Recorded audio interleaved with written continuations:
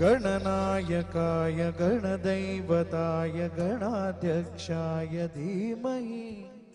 गुणशरीराय गुणवन्दिताय गुणेशानाय धीमहि गुणाधीताय गुणाधीशाय गुणप्रविष्टाय धीमहि एकदन्ताय वक्रतुण्डाय गौरीतनयाय धीमहि गजेशानाय भालचन्द्राय श्रीगणेशाय धीमहि